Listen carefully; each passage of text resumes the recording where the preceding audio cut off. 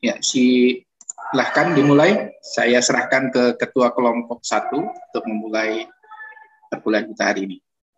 Silakan ya. Ada yang belum masuk, Pak? Ya, nggak apa-apa. Lanjut mulai aja, karena waktu kita udah kelewatan 15 menit ini. Ya. Silakan. Bismillahirrahmanirrahim. Assalamualaikum warahmatullahi wabarakatuh. Waalaikumsalam warahmatullahi wabarakatuh. Perkenalkan, nama saya Dian Fitriani. Di sini saya akan menjadi moderator yang akan memimpin presentasi dan diskusi kita pada siang hari ini, yaitu tentang kebudayaan dari adat Asmat atau Papua. Sebelumnya, saya akan memperkenalkan anggota kelompok 1 dulu. Yang beranggotakan, yang pertama, Aileen Rosananda, Yunisa Farah, Wulan Latifah, Raisya, Gea, Tesya, dan Nabila.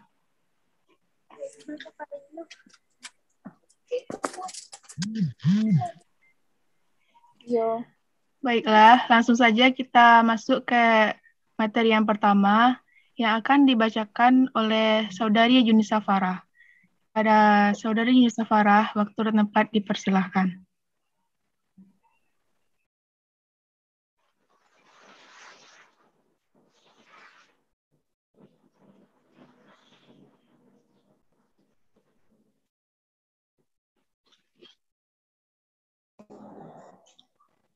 Assalamualaikum warahmatullahi wabarakatuh. Waalaikumsalam warahmatullahi wabarakatuh. Waalaikumsalam warahmatullahi wabarakatuh.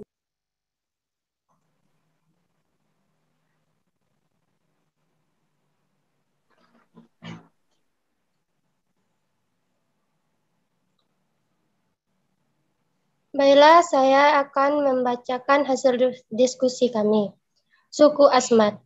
Suku Asmat adalah nama dari sebuah suku terbesar dan paling terkenal di antaranya sekian banyak suku yang ada di Papua, Irian Jaya, Indonesia. Populasi suku Asmat terbagi dua, yaitu mereka yang tinggal di pesisir pantai dan mereka yang tinggal di bagian pedalaman. Kedua populasi ini saling berbeda satu sama lain dalam hal dialek, cara hidup, struktur sosial, dan ritual. Populasi pesisir pantai selanjutnya terbagi ke dalam dua bagian, yaitu suku Bisman yang berada di antara Sungai Sinesti dan Sungai Nin, serta suku Simal.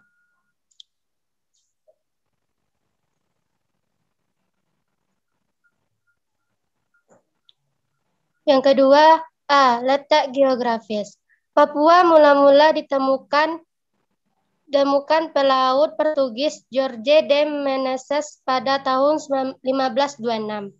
Pada tahun 1973, provinsi ini berubah nama menjadi Irian Jaya. Irian adalah kata Indonesia untuk New Guinea dan Jaya artinya kejayaan atau kemenangan. B. Pengaruh agama Kristen. Pada umumnya, mayoritas masyarakat Papua adalah penganut agama Kristen yang taat.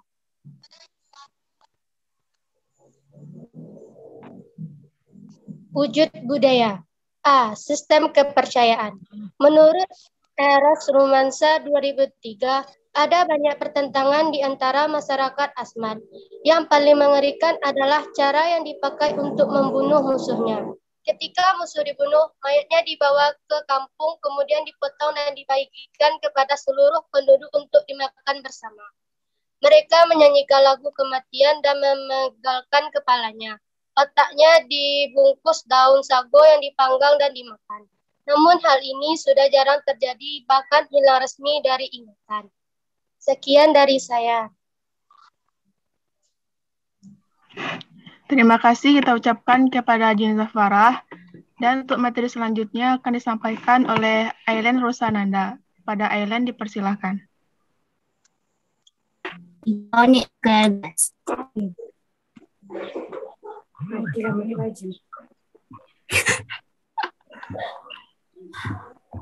Baiklah, saya akan menyampaikan kepercayaan dasar. Adat istiadat suku Asmat mengakui dirinya sebagai anak dewa yang berasal dari dua dunia mistik atau gaib yang lokasinya berada di mana mentari tenggelam setiap hari sore hari. Dari tenggelam di Mereka situlah dia. ini bila nenek moyangnya pada zaman dulu melakukan pendaratan di bumi di daerah pegunungan. Selain itu, orang suku Asmat juga percaya bila di wilayahnya terdapat 3 macam roh yang masing-masing mempunyai sifat baik, jahat, dan yang jahat namun mati. Berdasarkan mitologi masyarakat Asmat, berdiam di Teluk Raisa, Flamingo. di mute ya. Raisa, mute dulu. Dewa itu bernama Kumuripites. Orang Asmat yakin bahwa di lingkungan tempat tinggal manusia juga diam berbagai macam roh yang mereka bagi dalam 3 golongan. 1. Yi, Wo atau roh nenek moyang yang bersifat baik terutama bagi keturunannya. 2. Osbopan atau roh jahat dianggap penghuni beberapa jenis tertentu. 3. Damben, O atau roh jahat yang mati konyol.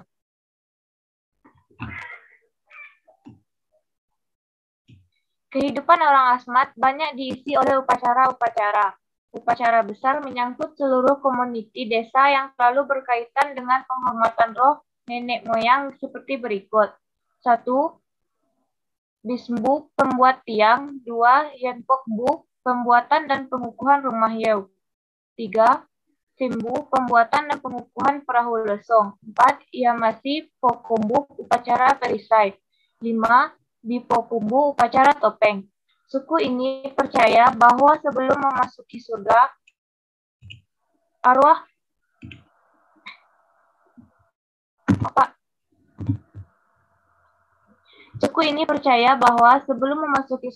arwah orang yang sudah meninggal akan mengganggu manusia.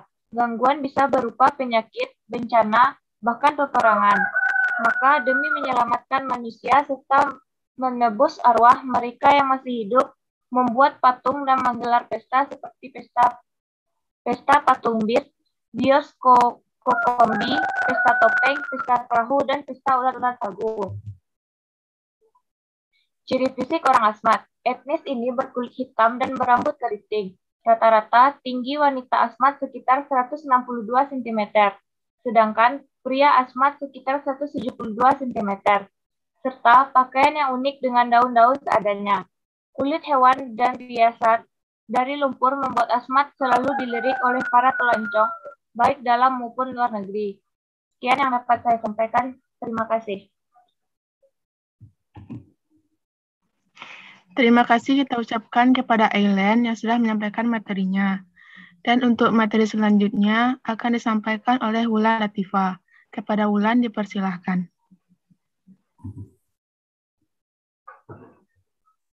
Selanjutnya, pola hidup. Satu hal yang patut ditiru dari pola hidup penduduk asli suku Asmat, mereka merasa dirinya adalah bagian dari alam.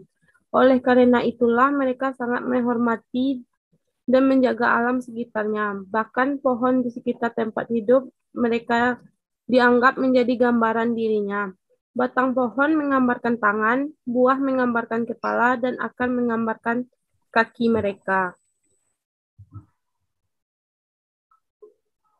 Mata pencarian suku Asmat. Suku Asmat yang tinggal di daerah pesisir umumnya mencari makanan dengan cara menangkap ikan dan udang atau berburu hewan di hutan. Mereka juga meramu sagu sebagai makanan pokok. Sementara itu, suku Asmat yang tinggal di pedalaman sehari-harinya berburu di hutan.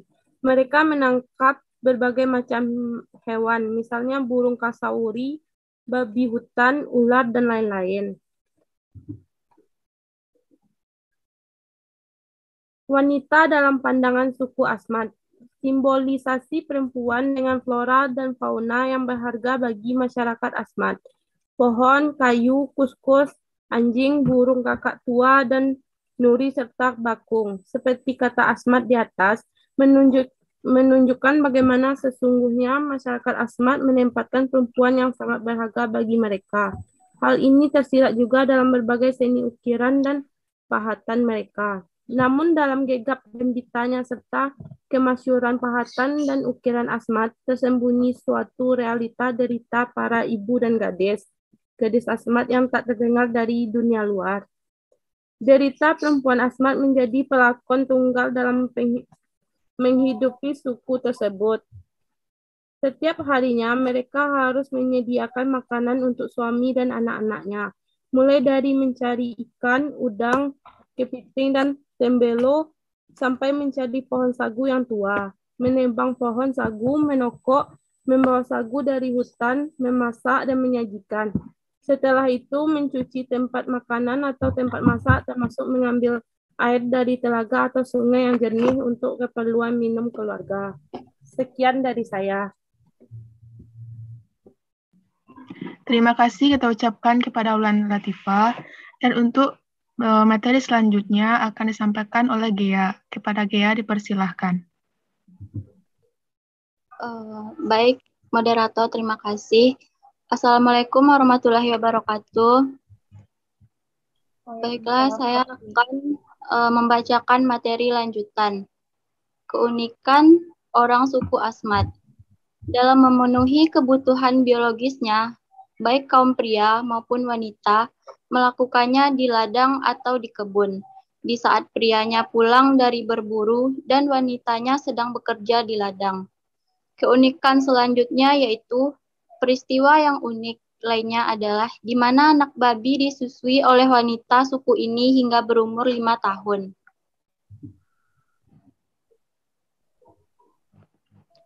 Upacara kelahiran. Upacara selamatan dengan pemotongan tali pusar dengan menggunakan bantuan sembilu yang terbuat dari bambu yang diruncingkan.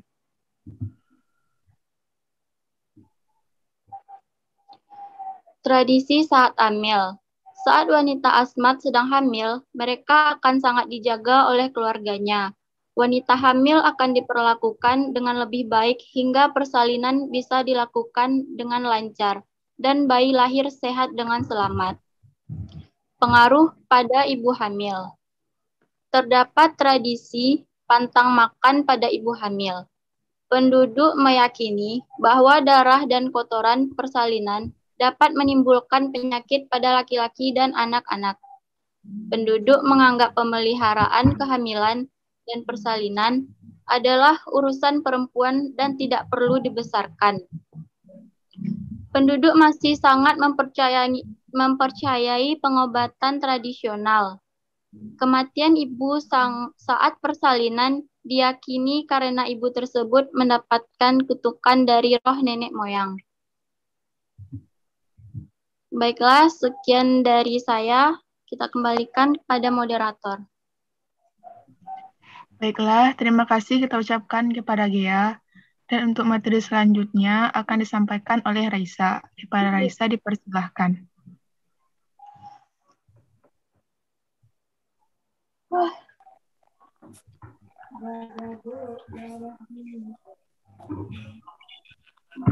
Baik, moderator, makasih. Saya akan melanjutkannya sistem perkawinan. Saat ada laki-laki dan wanita akan menikah, laki-laki harus membeli wanita pilihannya dengan menawarkan mas kawin yang berupa piring antik dan uang yang senilai dengan perahu Johnson sejenis perahu motor untuk melaut. Orang Asmat mengenal kekerabatan sistem klien. Macam-macam adat perkawinan menurut Hanisa tahun 2011. 1. Adat fili lokal. Adat fili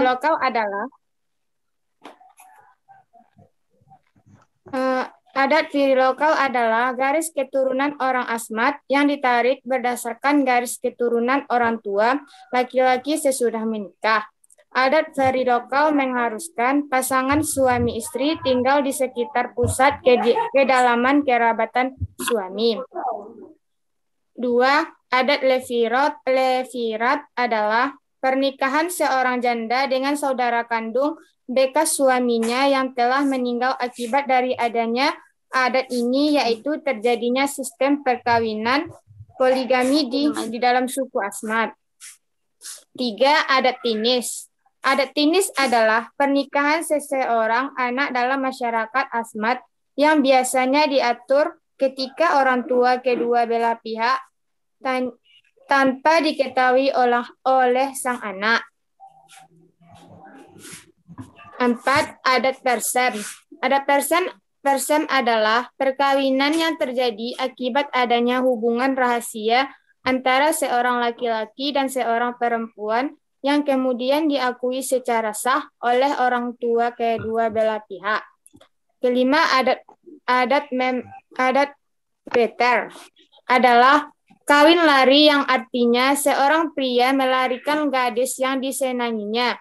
Ketiga cara inilah yang sering digunakan suku Asmat dan telah menjadi budaya yang turun-menurun.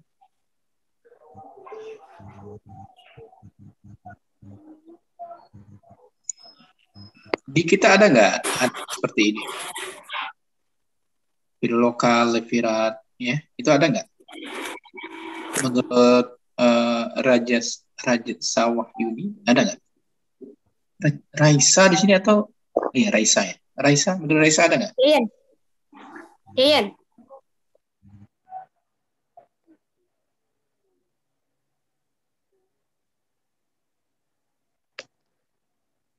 Atau menurut Gea ada nggak adat seperti ini di negeri kita, di Sumatera Barat?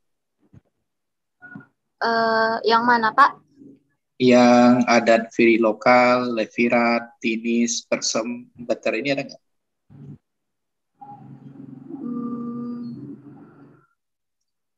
Nah, ini ada nggak? Adat beter ini ada nggak? Coba dibaca lagi 5 adat ini apa? Raisa.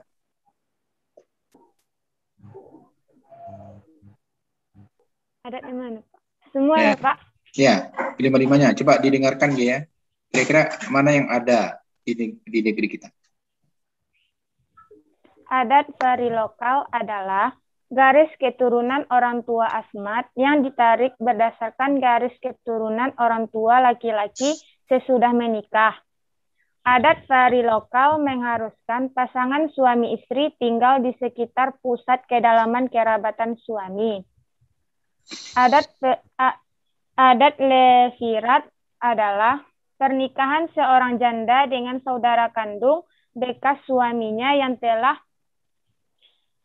meninggal akibat dari adanya adat ini, yaitu terjadinya sistem perkawinan poligami di dalam suku Asmat. Adat tinis adalah pernikahan seorang anak dalam masyarakat Asmat yang biasanya di atas ketika orang tua kedua belah pihak tanpa diketahui oleh sang anak. Adat persem adalah perkawinan yang terjadi akibat adanya hubungan rahasia antara seorang laki-laki dan seorang perempuan yang kemudian diakui secara sah oleh orang tua kedua belah pihak. Adat beter adalah kawin lari yang artinya seorang pria melarikan gadis yang disenanginya. Ketiga cara inilah yang sering digunakan suku Asmat dan telah menjadi budaya yang turun-menurun. Jadi artinya kalau dilihat kesimpulannya yang ini ya. Jadi kalau dia suka, dia bawa lari dulu, kemudian baru diresmikan, baru nikah ini ya. Kira-kira cocok nggak dengan adat kita ini? Kalau yang ini bagaimana? Adat firi lokal ini, Gia? Gimana kira-kira, Gia? Kayaknya ada, Pak. Soalnya kalau di sini tuh, kalau di daerah dia, misalkan kalau kita kawin sama pasangan gitu kan, nanti kita tuh ada yang dibawa ke rumah mertuanya, tinggal di tempat mertua. Tapi cocok nggak kalau dia kan ke ini ya, ke yang laki-laki kan? Berarti di tempat dia juga, ke tempat laki-laki juga. Dia asli ada sebagian begitu, Pak. Dia asli mana? Batu Sangkar. Ada ya. Kalau Wulan di tempatnya ada nggak yang free lokal ini? Enggak, Pak. Enggak ya. Biasanya dibawa ke ibu ya? Ke rumah perempuan, Pak. Rumah perempuan ya. Kalau Tesha? Tesha ada? Ada, Pak. Tesha, kalau Tesha, kalau di tempatnya bagaimana? Ada nggak virus lokal ini terjadi? Tesya apa Tesya, Pak? Kalau kelompok 1 Tesya ya, Tesya. Kelompok 1. Oh, iya Pak. Ya, itu ada nggak di tempatnya? Enggak, Pak. Enggak ya. Kalau Betari ini ada nggak? Enggak juga, Pak. Enggak juga. Oh, berarti baik-baiknya. Kalau tempat Wulan ada nggak? Dia ajak kawin lari dulu, kemudian baru resmi. Ada? Wulan?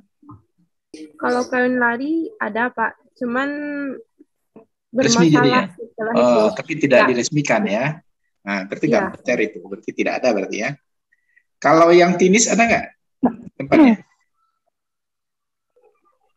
Ini memang ya dari tadi saya mendengarkan adat Papua ini memang sangat banyak bertolak belakang ya dengan adat kita ya. Mungkin karena memang mereka dari agama barangkali ya, kalau saya melihat sangat jauh berbeda. Oke, barangkali lanjutkan dulu sebelum kita lanjutkan dengan diskusi ya. Saya melihat pemahaman dari kelompok 1 sebenarnya. Oke, lanjut dulu. Siapa lagi melanjutkan? Masih Desya? Bukan, masih Raisa? Iya, Pak. Ya, lanjut. Selanjutnya, upacara kematian. Orang Asmat tidak mengenal dalam hal mengubur mayat orang yang telah meninggal. Menurut Eros Rumansa, mayat orang yang telah meninggal biasanya diletakkan di atas para atau anyaman bambu yang telah disediakan di luar kampung dan dibiarkan sampai busuk. Bayi meninggal dianggap biasa saja atau tidak sedih. Orang dewasa meninggal menangis berhari-hari.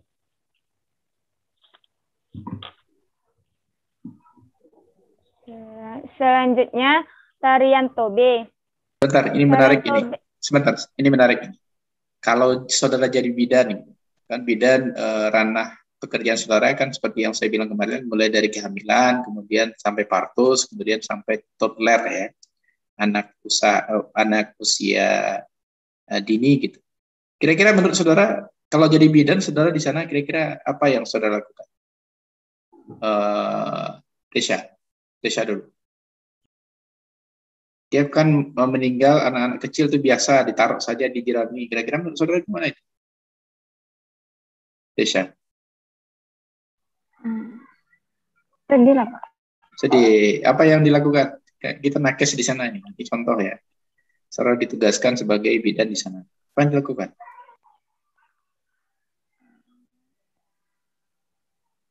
Apa langsung diambil anaknya itu kemudian dikebumikan? Desya? Enggak, Pak. Nah, diapakan? Dimandikan dulu. Enggak, maksud saya itu apakah saudara langsung melakukan tindakan untuk penguburan atau saudara ini berikan pemahaman kepada keluarga untuk agar anak-anak kecil pun ya bayi pun yang meninggal tidak ditaruh di sana. Diberikan penyuluhan dulu atau bagaimana nanti? Desya? Langsung dikebumikan, Pak. Langsung. Nanti saudara dimarahi itu sama masyarakat di sana kalau seperti itu. Kalau Gia bagaimana Gia? Gia? Kalau seandainya misalkan saya ditempatkan di sana, kalau melihat ada bayi yang meninggal terus nggak dikubur, dibiarin gitu aja, Pak, Gia bakal berusaha mencoba kasih penyuluhan dulu. Oke, ingat nanti, ya, benar ya Gia, itu adalah salah satu tugas saudara nanti ya. Bidan itu sebagai konsulen ya, satu tugas saudara itu nanti. Jadi jangan biarkan ya kejadian-kejadian yang di luar perikemanusiaan sebenarnya itu ya, tidak hanya agama dibiarkan berlarut di sana. Tapi tetap harus jaga keamanan juga ya, karena saudara di Papua itu tempatnya juga cukup mengerikan juga sebenarnya. Kalau Wulan gimana Wulan? Menurut Wulan? Sama, Pak. Apanya sama? Sama ya. Sama ya. Dikasih pemahaman dulu, Pak. Kalau Aileen sama juga? Menurut Aileen gimana? Iya, Pak. Dikasih pemahaman dulu, Pak.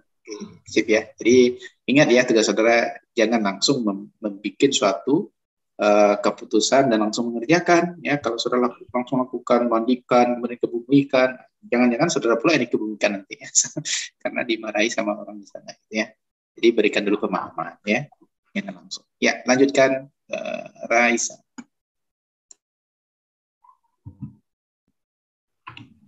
Saya akan melanjutkannya. Tarian Tobe. Tarian Tobe merupakan tarian perang yang ada Tarian Tobe merupakan tarian perang yang ada di suku Asmat. Tarian ini melambangkan kepahlawan dan kegagahan masyarakat suku Asmat. Baiklah, saya kembalikan ke moderator. Saya ucapkan Assalamualaikum warahmatullahi wabarakatuh. Waalaikumsalam warahmatullahi wabarakatuh. Terima kasih kita ucapkan kepada Raisa. Dan untuk materi selanjutnya akan disampaikan oleh Tesya. Kepada Tesya dipersilahkan.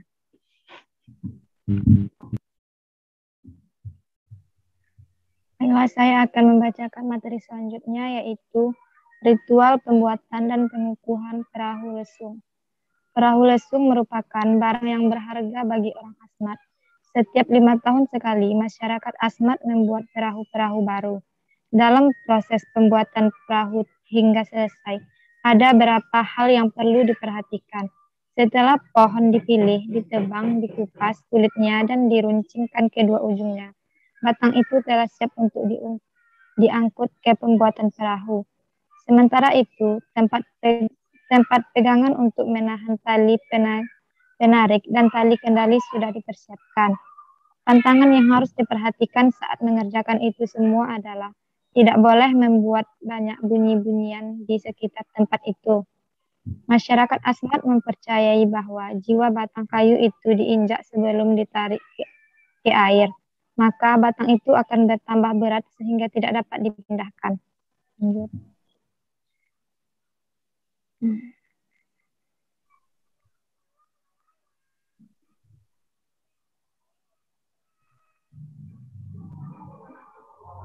Lanjut Nailan.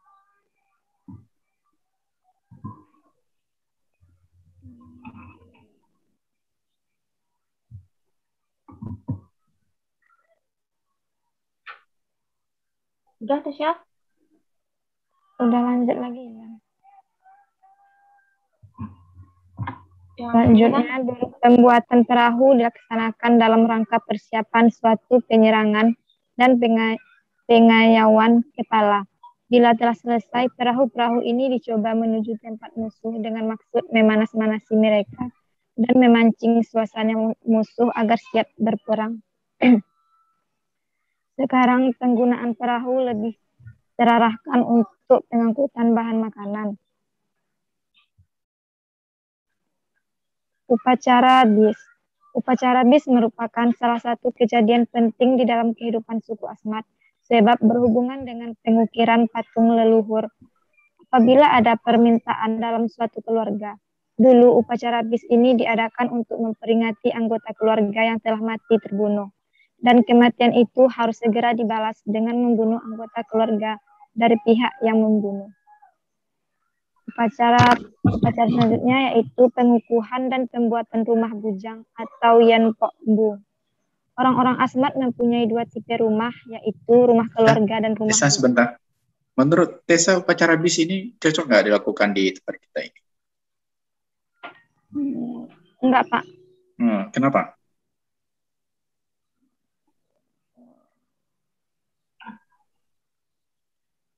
Karena ini, Pak, harus enggak sesuai dengan kita, karena harus balas dendam itu. Kalau di tempat kita enggak? Enggak. Enggak ya? Kalau di agama kita bagaimana? Agama kita kan melarang untuk membunuh, untuk balas dendam itu, Pak. Oke, kalau menurut Junisa, ini belum pernah saya tanya. Junisa mana Junisa? Junisa. Coba bersuara Junisa. Ya. Menurut Junisa bagaimana kira-kira? upacara bis ini? Apa, Pak? Nggak jelas, Pak. Bagaimana upacara bis ini bisa nggak dilakukan di tempat kita, di negari kita? Enggak, Pak. Kenapa?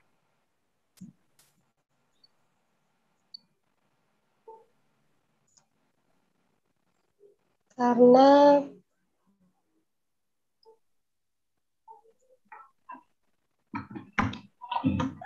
tidak sesuai dengan agama, Pak. Tidak sesuai dengan agama. Oke. Benar. Di agama kita bukannya ada kisas itu? Ada, Pak. Ada. Oh, jadi kenapa tidak sesuai dengan agama kita, kata Jenisa tadi?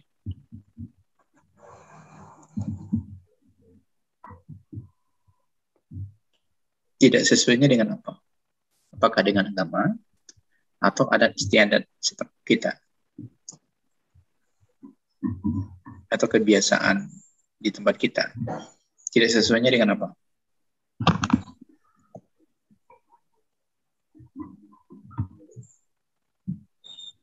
Oke, Gia, saya kembali ke Gia. Kalau menurut Gia bagaimana upacara bis ini? Gia? Jangan gitu lempar. Karena bertentangan dengan agama. Bertentangan dengan agama, sama ya. Bertentangan dengan agama. Kalau Wulan? Menurut Wulan bagaimana? Sama, Pak. Sama, bertentangan juga dengan agama. Ya. Oh. Kalau Dian mana? Saya sambil absen ini. Absen anggota kelompok. Karena bertentangan juga dengan agama, Pak. Terus juga bertentangan dengan hukum gitu, Pak. Jadi kalau membunuh, dibunuh lagi, bertentangan ya. Oke, sip. Ya, tetapi di sana ternyata tidak ya. Orang yang membunuh, dibunuh lagi. Segera membunuh anggota keluarga dari pihak ini. Ya. Padahal di agama kita ada kisas loh. Kisas itu kan orang yang dibunuh ya boleh, orang yang membunuh boleh dibunuh. Mirip ini sebenarnya dengan upacara bis, tapi mungkin pelaksanaannya tidak seperti ini ya. Kalau ini kan langsung ya. Oke, lanjutkan barangkali. Ya, silakan lanjutkan.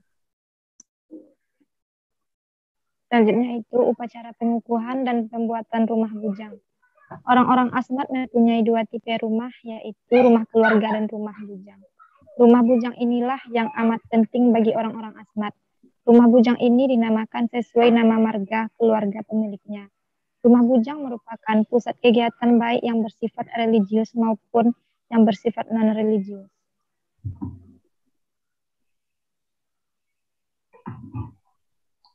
Selanjutnya itu artefak atau fisik. Senjata tradisional yaitu kapak batu. Senjata tradisional suku Asmat adalah kapak batu yang terbuat dari batu hijau. Kapak ini memiliki panjang kira-kira 45 cm dengan panjang bilah batu kira-kira 20 cm dan memiliki berat 1 kg.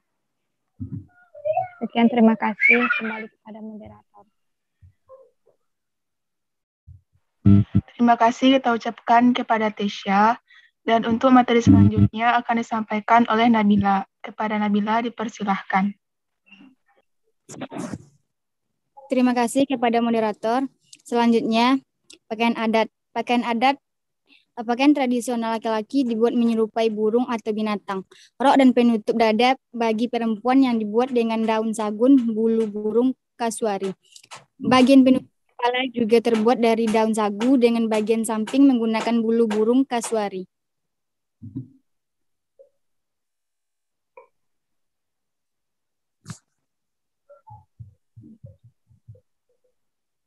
Rumah adat Jew. Suku Asmat memiliki sebuah rumah adat yang diberi nama Jew.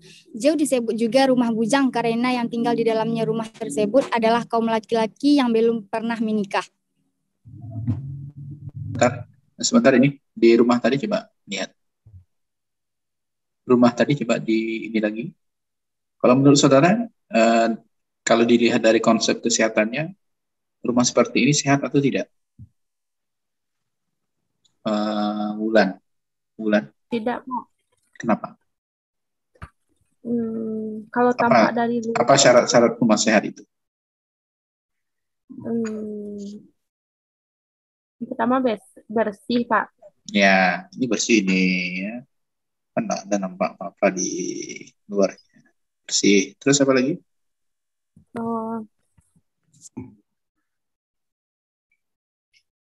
Ya, bersih dari Wulan. Dian, kira-kira apa, Dian? Ciri-ciri dari rumah sehat itu?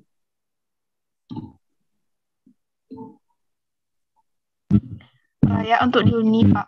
Layak untuk dihuni. Ayo, kriteria layaknya itu seperti apa? Layak dihuni itu harusnya rumah sehat ya. Ayo, layak untuk dihuni. Kalau ini berarti tidak layak. Kenapa? Ya. Saya lanjut dulu. Nabila. Apa lagi syarat-syarat rumah sehat itu? Nabila.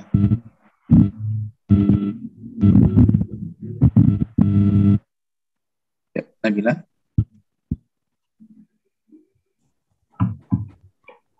Apa kira-kira? Ada tempat pembuangan tinjanya, Pak. Apa? Tuh ya. Jadi syarat-syarat rumah bersih itu pertama dijawab oleh Nabila itu. Ada untuk urusan kakus ya, kemudian jamban ya. Oke, apa lagi? Coba tambahkan. Yang penting dari rumah sehat itu, siapa tadi? Bisa ya, siapa? Nabila ya sudah jawab benar beberapa. Coba jawab tambahannya ya.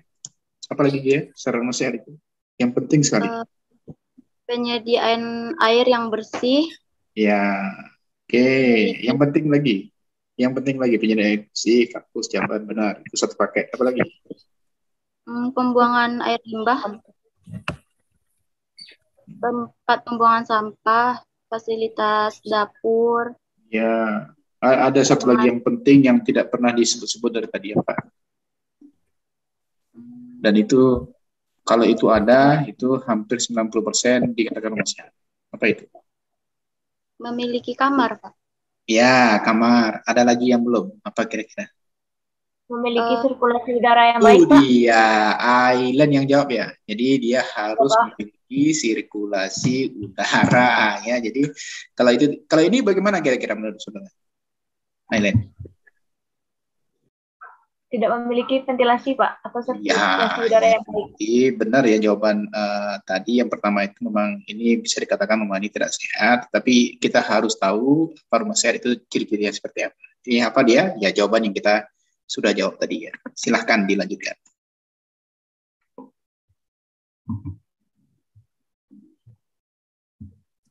Selanjutnya alat musik tifa. Tifa merupakan alat musik khas Papua yang mirip dengan gendang. Menurut Ahmad Ibo, alat musik ini terbuat dari kayu yang dilubangi tengahnya dengan penutup biasanya menggunakan kulit rusa. Tifa digunakan untuk mengobarkan semangat masyarakat saat akan melakukan perang.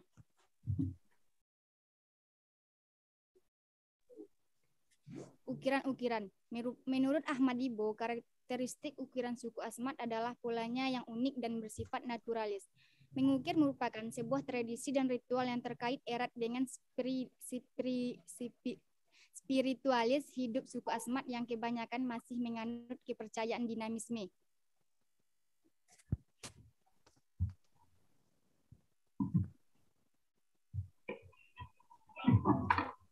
Selanjutnya saya kembalikan kepada moderator. Terima kasih. Baik, terima kasih kita ucapkan kepada Nabila yang telah menyampaikan materi terakhirnya. Dan langsung saja kita masuki sesi tanya jawab. Yang mana di sini saya akan membuka 5 sesi pertanyaan. Kepada audiens yang ingin bertanya, dipersilahkan.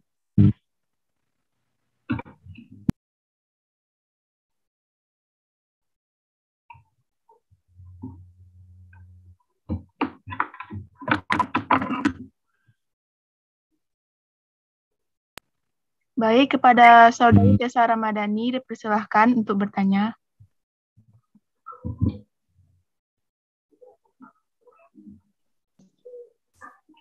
Assalamualaikum warahmatullahi wabarakatuh.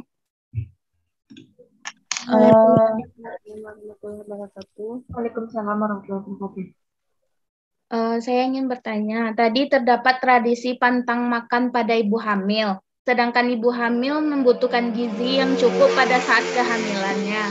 Pertanyaan saya, bagaimana jika Anda menjadi seorang bidan untuk memberikan penyuluhan dan meyakinkan jika budaya itu ada di daerah kita?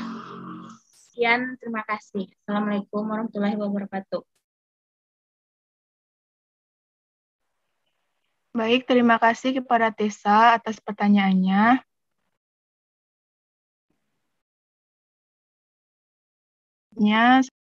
Saya mintakan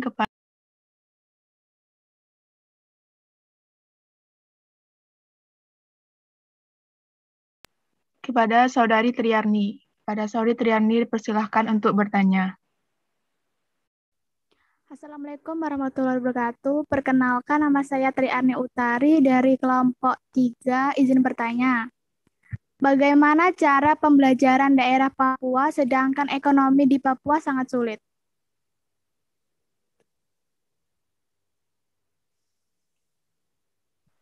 Baik, terima kasih kepada Saudari Triarni.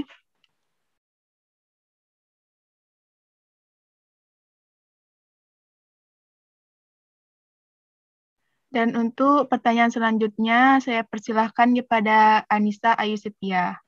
Pada Anissa dipersilahkan untuk bertanya. Baiklah, saya Anissa Ayu Setia dari kelompok 3. Apa yang kamu ketahui tentang suku Asmat saat ini? Apakah mereka masih sangat lekat dengan kebudayaannya yang unik, ataukah sudah menyesuaikan dengan perkembangan zaman? Jelaskan pendapatmu. Terima kasih. Baik, terima kasih kepada Anissa.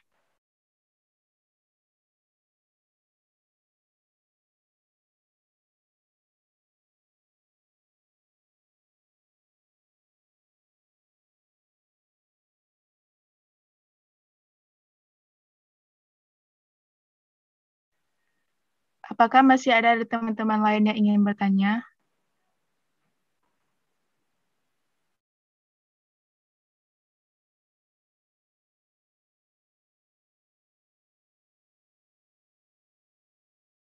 Baik, kepada Saudari Lia dipersilakan untuk bertanya. Baiklah, saya ingin bertanya, bagaimana dengan perempuan-perempuan di daerah suku tersebut, sedangkan tadi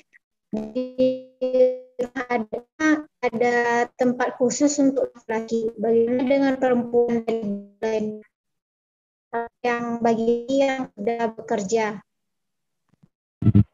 Maaf Lia, bisa diulang kembali pertanyaannya, soalnya kurang jelas.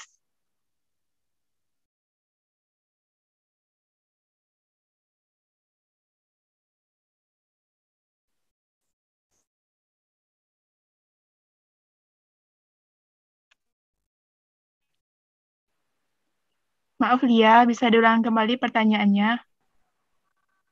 Kan tadi di situ dijelaskan tentang rumah adat Jeo, ya kan?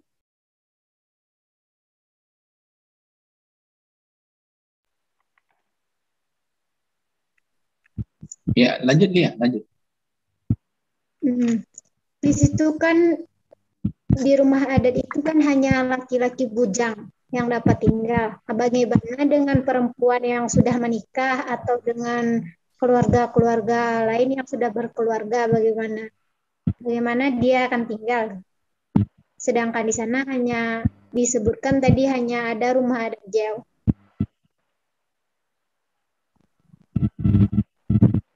Apakah jelas? Maaf, di sini jaringannya agak susah sedikit. Terima kasih Lia, pertanyaannya sudah jelas. Terima kasih.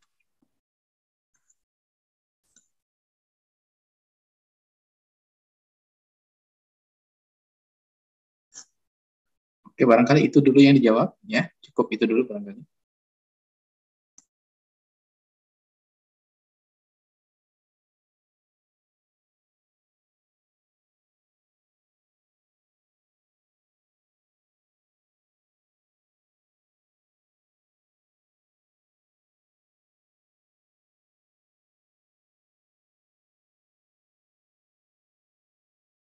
Maaf moderator, izin menjawab. Iya, silahkan.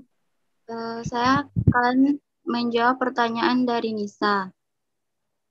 Menurut saya, suku Asmat adalah atau suku Dani merupakan suku yang berasal dari Pulau Papua. Kedua suku ini merupakan penduduk asli Papua yang mendiami daerah pegunungan atau dataran tinggi. Populasi suku Asmat mayoritas tersebar di dua wilayah, yakni pesisir pantai dan bagian pedalaman. Penduduk suku Asmat. Populasi di pesisir pantai terbagi dua, yakni suku Bisman dan suku Simai. Ciri penduduk Asmat bisa dilihat dari fisik yang khas seperti berkulit hitam, berambut keriting. Sementara rata-rata tinggi badan suku Asmat tergolong di atas rata-rata. Untuk wanita sekitar 162, sedangkan laki-laki 172. Rumah dan pakaian adat suku Asmat.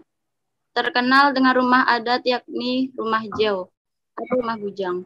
Di dalamnya biasa tersimpan senjata suku Asmat yakni tombak, panah untuk berburu, dan noken. Baiklah, sampai di sini saya menjelaskan sedikit menjawab sedikit pertanyaan tentang Nisa. Apakah Nisa sudah puas atau masih belum paham?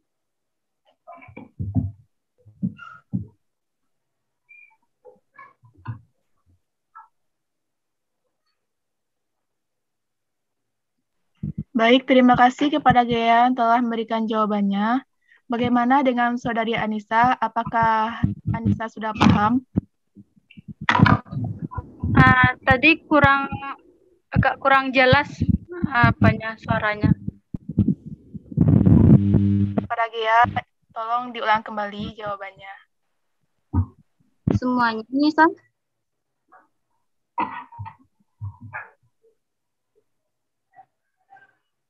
Suara Gea putus-putus. Tadi saya dengar jelas, mungkin jaringan itu diperbaiki dikit, nak. Ya, jaringan Nisa mungkin, Dak. Yang tentang rumah apa tuh? Rumah Jeo.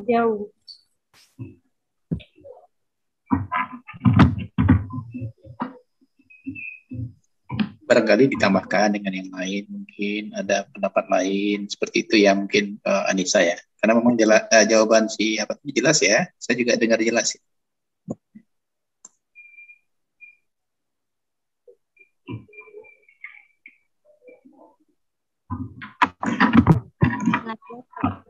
Tentang rumah Jeo kan?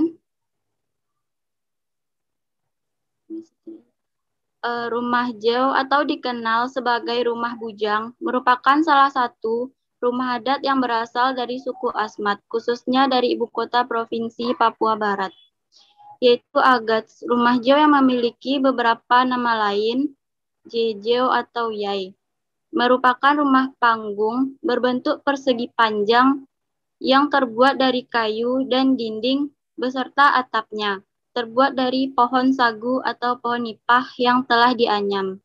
Hal unik yang terdapat dalam rumah Jeo ini adalah sama sekali tidak menggunakan paku, melainkan menggunakan akar rotan sebagai penghubung. Disebut rumah bujang karena dalam rumah ini tempat berkumpulnya laki-laki yang belum berkeluarga atau yang masih berstatus bujang. Apakah Nisa sudah paham? Sudah. Bisa nggak Nisa, kalau memang sudah paham, bisa nggak Nisa mengulang kembali beberapa kata yang dia bacakan barusan? Sedikit aja. Nggak usah Gea, nggak usah ya. Yang penting kan Nisanya udah paham ya. Nggak usah dites ya. Kita bukan ajang ngetesan ya. Lanjut dulu, lanjut. Ini pertanyaan selanjutnya. Moderator, izin menjawab, moderator. Izin menjawab. Boleh, kepada Wulan dipersilahkan. Saya akan menjawab pertanyaan dari Tiarni. Cara pelajaran di Papua. Selama lebih dari 1 dekade, Indonesia telah mencoba memperbaiki sistem pendidikannya dengan mengalokasikan 20% dari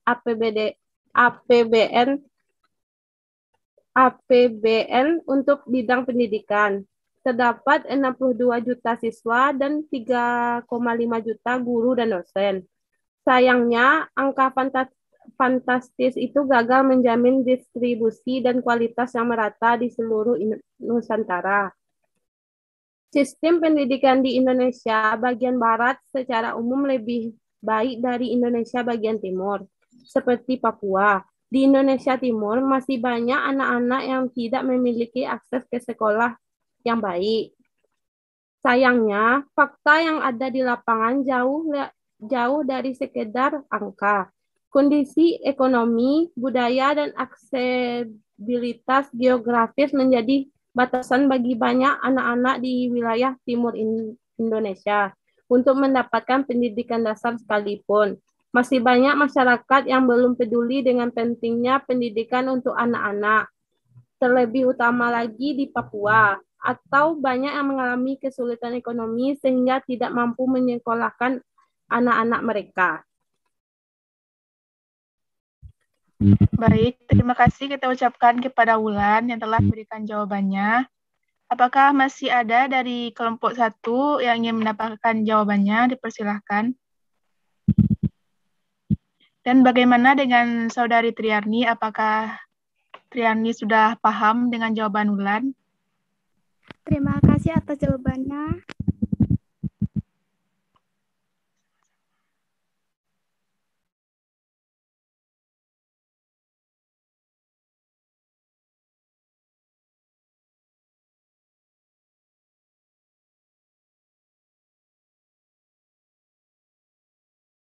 Sudah semua pertanyaan dijawab kan? Sudah ya? Ketua? Satu lagi. Ada satu lagi, ya silakan.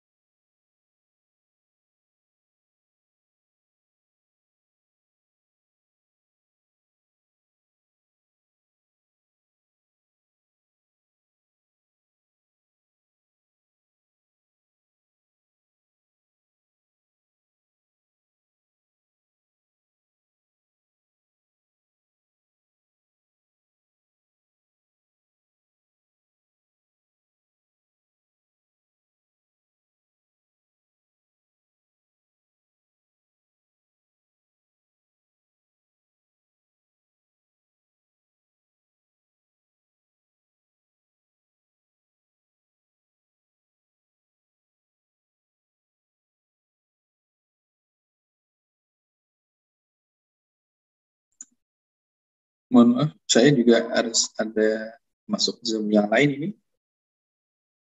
Bagaimana?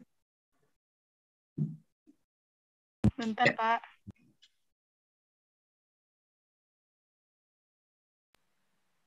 Mohon maaf kepada Tessa, apa boleh diulang kembali pertanyaannya?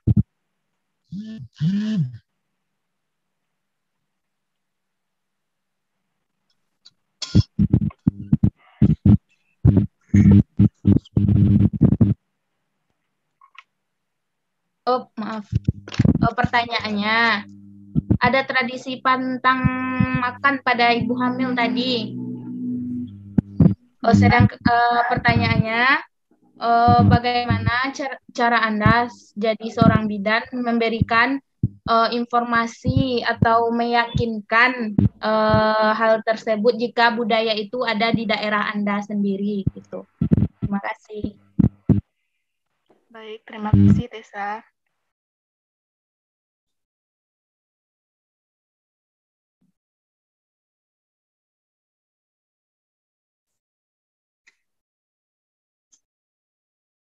Maaf moderator, apa moderator ngerti nggak dengan pertanyaannya? Dia kurang paham. Ya, dari pertanyaan Tessa ini, bagaimana caranya jika kita menjadi seorang bidan dan jika misalkan terdapat tradisi itu di daerah kita itu tradisi pantang makan itu, bagaimana caranya kita untuk memberi informasinya kepada masyarakatnya bahwa itu tidak dianjurkan gitu ya.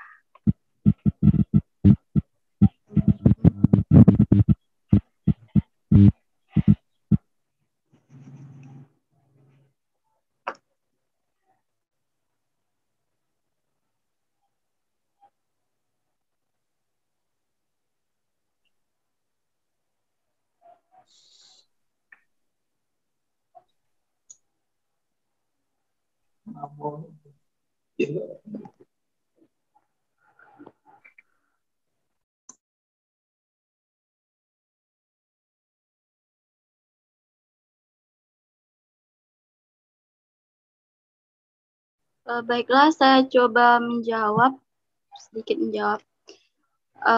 Mungkin kalau di daerah kita nggak semua jadi pantangan. Ada beberapa makanan yang memang tidak boleh dimakan ketika ibu hamil. Mungkin seperti kalau usia kandungannya baru beberapa bulan itu kan nggak boleh makanan yang terlalu pedas atau yang dingin-dingin gitu. Tapi kan nggak semuanya yang jadikan pantangan. Mungkin kita bisa memberikan arahan ataupun anjuran untuk ibu yang sedang hamil. Makan makanan apa aja yang dibolehkan atau yang tidak diperbolehkan. Mungkin intinya kita bisa memberikan dia penyuluhan atau seperti memberikan arahan lah intinya untuk makanan yang sebaiknya dikonsumsi ketika ibu sedang hamil. Yang dimaksud pantang makan di sini itu bukan hanya beberapa makanan tertentu saja yang tidak boleh dimakan ya, tetapi di kebudayaan Papua itu ibu hamil tidak makan dalam 1 hari, 2 hari seperti itu ya. Maka tentu ini tidak akan akan berbahaya ya bagi kondisi ibu dan juga janin di dalamnya. Jadi maksudnya di sini kalau seandainya ada budaya itu di tempat saudara bekerja nanti, bagaimana cara penyuluhan yang diberikan, maka sebenarnya intinya adalah di sana adalah tugas saudara sebagai seorang bidan, sebagai konsulen sebenarnya. Di dalam konsulen itu kita harus membuat sebuah komunikasi itu efektif. Jadi komunikasi efektif itu adalah komunikasi menyampaikan informasi yang ada di kepala kita sebagai seorang bidan kepada si penerima pesan nanti. Jadi kita harus ada ilmu dulu. Nah, jadi makanya sebenarnya pertanyaan dari temannya tadi itu bagus ya, Tessa, itu bagus. Karena memang implikasinya adalah keilmuan saudara nanti sebagai seorang konsulen. Dia bagaimana memberikan informasi itu efektif kepada ibu yang sedang hamil kemudian tidak mau makan. Ya, kenapa? Karena ada pantangan seperti itu. Jadi pantangan makannya bukan hanya 1 atau 2 makanan, tetapi 1 hari itu dia nggak makan, 2 hari dia tidak makan. Padahal janin dan dia sendiri butuh ya energi ya untuk kelangsungan kehamilannya. Seperti itu. Oke, maaf ya, cukup sepertinya. Untuk pertemuan kita hari ini, saya kembalikan ke moderator. Kita akhiri pertemuan kita hari ini. Silakan moderator menutup.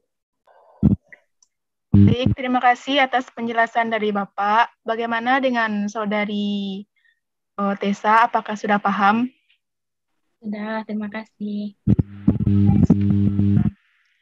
Baiklah, karena kita keterbatasan waktu, maka saya akhiri aja presentasi dari kelompok 1 pada hari ini, dan saya selaku moderator berterima kasih sebesar-besarnya kepada Bapak selaku guru pembimbing dan teman-teman yang telah mendengarkan dengan baik. Dan saya minta maaf apabila ada kesalahan, dan Saya akhiri dengan wabillahi taufik wal hidayah. Wassalamualaikum warahmatullahi wabarakatuh. Waalaikumsalam warahmatullahi wabarakatuh. Oke, saya langsung tutup ya karena penutupannya sudah cukup bagus. Assalamualaikum warahmatullahi wabarakatuh. Saya brief semua ya.